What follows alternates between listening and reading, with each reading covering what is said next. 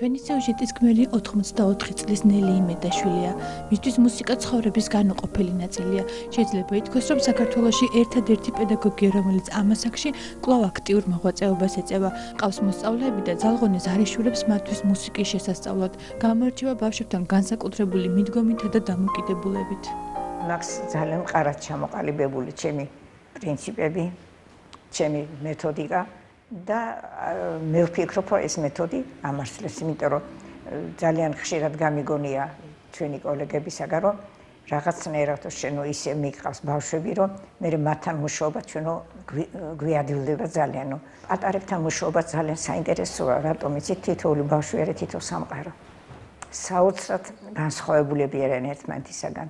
საოცრად საინტერესონი და წარმოიდგინეთ, რომ აი ახლა აი ამ ხნის პედაგოგი ვარ და ზოგჯერ ისეთი მოსწავლე შემხვდება და ისეთის, რომ ზოგჯერ რაღაცას იმათგანაც სწავლობ და ჯერ სულ რაღაც 2 წელია, რაც დავიწყე ნელიმასობასთან სიარული და უკვე იმდენი წინსვლა ნელიმასობის დამსახურებით, რომ მე ძალიან მიყვარს ნელიმასწავლებელი, ძალიან დიდ პატივს ვცემ, მარტივად გიხსნის, გასაგებად, რომ ძალიან სასიამოვნოა მასთან მუშაობა, საპასუხისმგებლოა ასეთი პედაგოგის მოსწავლეობა.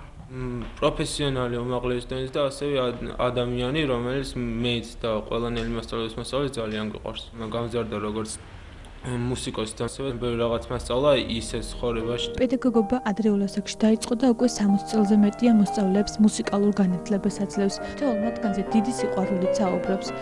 აღზრდილი ყავს ბევრი ცნობილი ადამიანი. მათგან იხსენებს ქეთინო ბადრიძეს, თამრიკო ელისბარაშვილს, რომარ ცხილაძეს, მანანა ცაავას და სხვებს. მინდა რომ გავიხსენო ის მოსწავლეები, რომლებიც მე მუსიკოსებმა მომიყვანეს თვითონ. ეს ჩემთვის ძალიან დიდი პატივი იყო. ძალიან ზაქარია ხუროძის გოგონა, მაია ხუროძე, ჯანსუხ კახიძის გოგონა, თეონა, ჩვენი მუსიკოსები რაღაცნაირად პატარებს მანდობდნენ ხოლმე მე ამით ძალიან მადლობელი ვარ და მადლიერი ვარ მათი, რომ ეს ნდობა დავისახურე. იზრდებოდა ცნობილი მწერლისა და საზოგადო მოღვაწის იოსებ იმედაშვილის ოჯახში. რაც თავი მახსოვს პაპასთან მოდიოდნენ საზოგადოებისთვის ცნობილი პიროვნებები, მწერლები, მხატვრები თუ სხვადასხვა დარგის წარმომადგენლები. ასე რომ მე ვიზრდებოდი ისეთ ატმოსფეროში, სადაც ყოველთვის რაღაცას სწავლობდი, რაღაც კარგ მაგალითს ვღებულობდი. ქალბატონი ნელი მუსიკით ბავშვებიდან იყო გატაცებული. იხსენებს ბაღის ასაკს. ახსოვს ის მუსიკა, რომელსაც პედაგოგი ასწავლიდა და დრო, როდესაც იმალებოდა და არ უნდოდა მუსიკის გაკვეთილიდან წამოსვლა.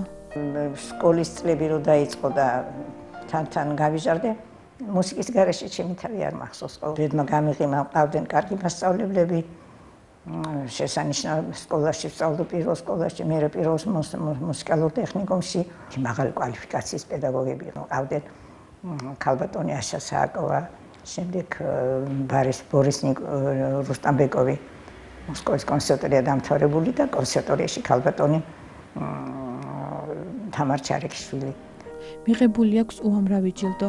1990 წელს კი გადაეცა განათლების დამსახურებული მუშიკის წოდება. წლების განმავლობაში ასევე მუშაობდა კულტურის სამინისტროს მეთოდიკის კაბინეტში და პედაგოგებს მეთოდურ მითითებებს აძლევდა. ქალბატონი ნელი ფიქრობს, რომ მუსიკა ერთგვარი თერაპიაა, რომელიც სასარგებლოა ყველასთვის. იხსენებს შემთხვევებს, როდესაც მუსიკამ ბავშვებზე განსაკუთრებული გავლენა მოახდინა.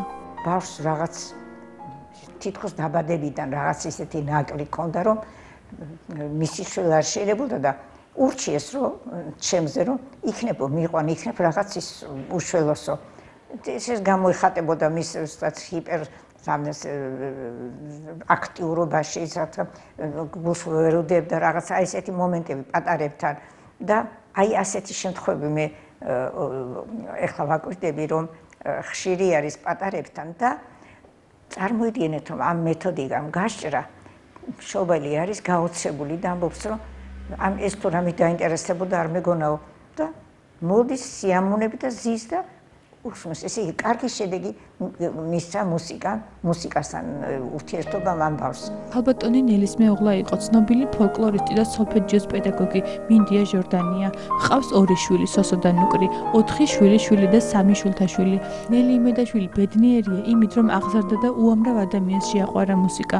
დღეს მის გვერდით მისი შვილთაშვილი ელენე ამაყაძიც სწავლობს დაკვრას და დიდი ინტერესს ავლენს მუსიკისადმი. ოჯახის წევრებს იმედი აქვთ, რომ არც ელენე დაარღვევს მუსიკოსი ოჯახის ტრადიციას.